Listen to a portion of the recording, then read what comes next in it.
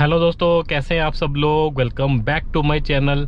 दोस्तों, अगर कभी गाड़ी का एक्सीडेंट हो जाए, सड़क पे चलो दुर्घटना होती रहती है, एक्सीडेंट होते रहते हैं, बट एक एक्सीडेंट की कैटेगरी ऐसी है, एक एक्सीडेंट ऐसा है कि कोई नहीं चाहता कि भाई उस लफड़े में फंसे, जो कि आता है भाई हिट एंड रन की कैटेगरी अंदर। ठीक है, आपने बहुत बार सुना होगा hit and run, hit and run, hit and run.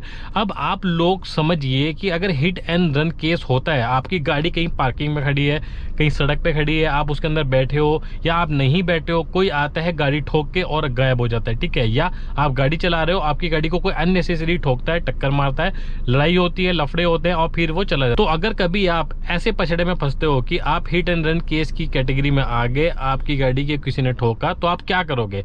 क्या इंश्योरेंस कंपनी आपको क्लेम देगी, आपको पैसा देगी, भरपाई करेगी? जो आपकी पॉलिसी है उसके अंडर में ये सब चीजें कवर होती है, नहीं होती है? देखो, सबसे सीधी सी बात है, सबसे पहले अपनी पॉलिसी देख लेना। अगर आपके पास कॉम्प्रिहेंसिव पॉलिसी है, तो आपको कुछ भी कभी तकलीफ होती है तो वो कॉम्प्रिहेंसिव पॉलिसी के अंडर में आपको जो है पूरा कवर मिलता है, आपको जो है क्लेम मिलेगा। ठीक है, कोई दिक्कत नहीं है, आप चेक कर लेना। और कॉम्प्रिहेंसिव पॉलिसी के बारे में मैंने वीडियो बना रखी है, आप एक बार जाके उस चीज को देख सकते हो, राइट। तो अगर ऐसी सिचुएशन होती है तो इस सिचुएशन में आपको करना क्या है, ताकि आपका जो क्लेम सेटलमेंट का जो प्रोसेस है वो बिल्कुल स्मूथ हो, ताकि वो रिजेक्ट ना हो। ठीक है, तो देखो, सबसे पहले तो बिल्कुल काम डाउन होकर आपको समझने की, आपको उस चीज में करना क्या है। मैं आपको बताता हूँ कुछ बेसिक चीजें हैं जो आपको कर लेनी है, क्योंकि वो मौका आपको दोबारा नहीं मिलेगा सब चीज करने का।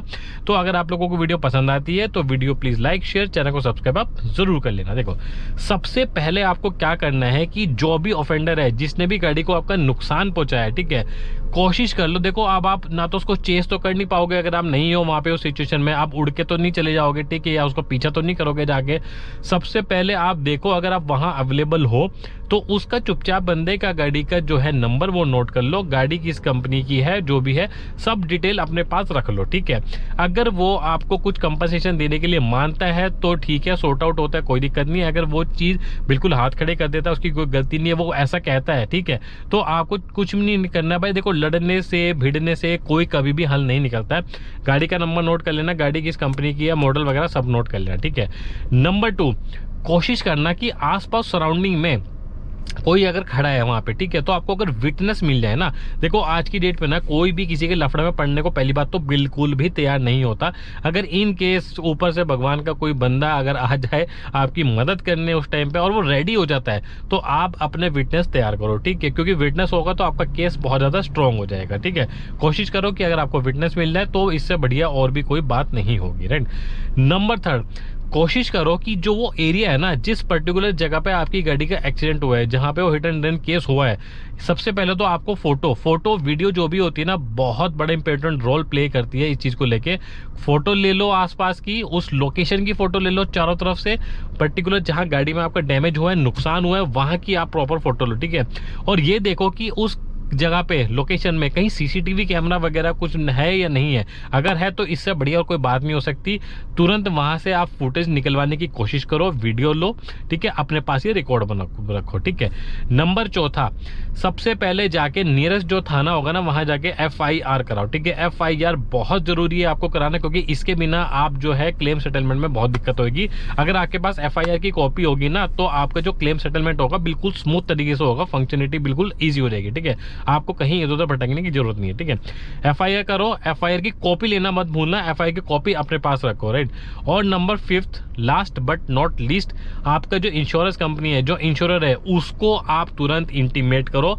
नेक्स्ट 48 आवर मैक्सिमम है ये लिमिट, ऐसा लिमिट कोई नहीं होती है, बट कोशिश करो 48 घंटे के भीतर आप जो है इन्फॉर्म कर दो अपनी जो कंपनी है, जो इंश्योरेंस कंपनी है, उसको आराम से सारी डिटेल दो। ठीक है, तो ये 5 चीजें आपको जो है बिल्कुल करनी ही करनी है। अब नेक्स्ट आता है, आपके पास ये सारी डिटेल है, अब अपनी कंपनी को आप अप्रोच करो, ताकि आपका जो क्लेम सेटलमेंट है वो बिल्कुल स्मूथ तरीके से हो रहा है। फोन करो, तरीके से फोन करो, आपकी जो इंश्योरेंस कंपनी है, इंश्योरर है, उसको फोन करके सारी डिटेल दो। ठीक है, कुछ भी डिटेल आपको छुपाना नहीं है, जो जो बिल्कुल सही तरीके की एग्जैक्टली आपके साथ हुआ है उस टाइम पे सिचुएशन में, आप सब चीजें बताओ।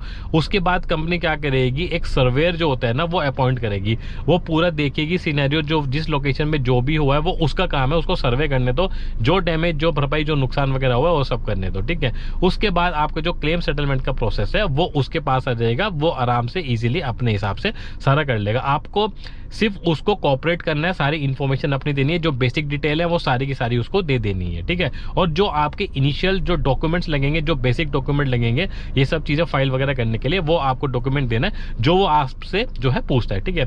तो ये सब करने के बाद आपको कुछ भी दिक्कत परेशानी नहीं होगी। तो कहने का मेरा मतलब ये है कि जब आप ऐसी सिचुएशन में फंसते हो ना, तो आपको ये सब चीज़ें पता होनी चाहिए, बेसिक चीज़ें, क्योंकि अगर आप एक बार उस सिचुएशन में से बाहर निकल गए, आप वहां से चले गए, वहां आप नहीं हो, तो वो सिचुएशन आपके सामने दोबारा नहीं होगी। आपको उस सिचुएशन में आपको सारी इन्फॉर्मेशन आपके पास होनी चाहिए, राइट। तो होप ये वीडियो आप लोगों के लिए कुछ इन्फॉर्मेटिव रही होगी। अगर आप लोगों को वीडियो पसंद आती है तो प्लीज़ वीडियो को लाइक, शेयर, चैनल को सब्सक्राइब आप जरूर कर देना। Thank you so much. जय हिंद।